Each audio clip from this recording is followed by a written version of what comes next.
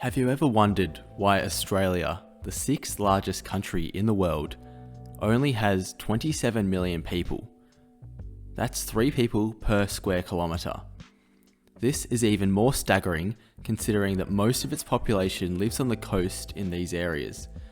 So why is this? To answer this question, there are 3 main reasons. Firstly, the obvious one that everyone else who's covered this topic has said is its geography, as 70% of the country is considered semi-arid or arid. The desert has less resources, so it's harder to grow crops and therefore sustain a civilization. It's much more difficult to obtain access to fresh water and food to sustain large populations. This explains why even before European settlement, the indigenous population was very low and only estimated to be anywhere between 300,000 to 1 million people maximum. Because of a lack of resources, the indigenous population was unable to develop settlements and remained as hunter-gatherers. However, geography doesn't explain every reason, as you may be wondering how there are cities like Phoenix or Las Vegas in the US that are built in the desert, but Australia doesn't have a city like this. Well, some of this is because the British were the only colonising power who built settlements in Australia, so there was no competition to expand and build many settlements. In North America, the British competed against other powers such as the French, who founded cities such as Detroit, St. Louis, and New Orleans. The Spanish with Los Angeles, San Francisco, and San Antonio, and the Dutch who founded New Amsterdam, which then became New York. These competing powers, to solidify their territory, built many fort settlements to expand their claim and strengthen the legitimacy of this.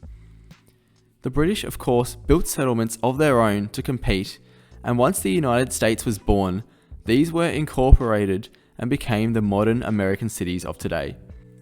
Furthermore, the American Indians, even in the modern-day US and Canada, were stronger militarily than the Aboriginals were in Australia, which further incentivized the need to build forts and settlements and to pour more resources in order to defend and sustain these fort settlements, which contributed to North America having many large cities today.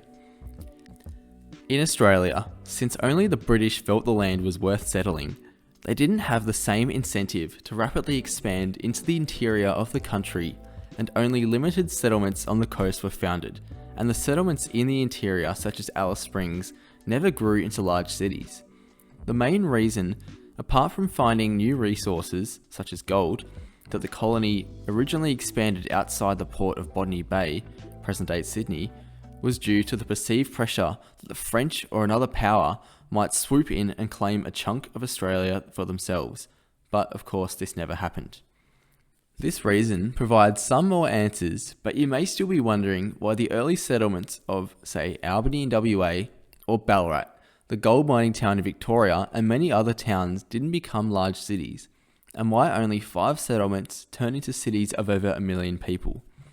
Part of this was the planning by the British to only focus on a quality over quantity approach to its early towns, and this was also explained in reason 2 and partially by reason number 1 in the fact that Australia doesn't have large navigable rivers to access the interior easily, and the distance of Australia so far away from the west of the world, particularly Europe, meaning that the already sparse population decided to concentrate in certain areas.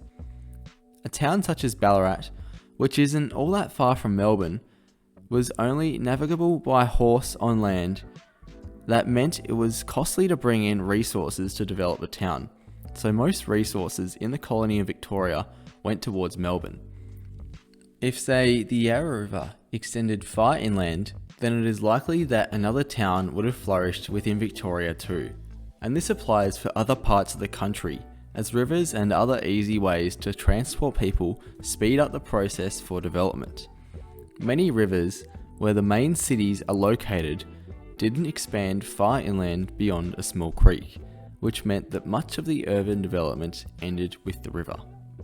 So in summary, a dry land far away from the rest of the world, along with the fact that only one colonising power with no competition came into contact with, let's face it, a not super technologically advanced and sparsely populated group of people, and a lack of rivers or an easy way to facilitate transport across the land meant that Australia's population became very concentrated along a small portion of the total land area. It's no coincidence that today the population is very urbanised in the few areas that were suitable for many people to live. So, in future, could Australia even out its population? Yes, but this will require well thought out policies and planning to do so. And to answer this could be covered in a future video. I hope this gave you some answers, and thank you for watching. I'll see you next time. Bye bye.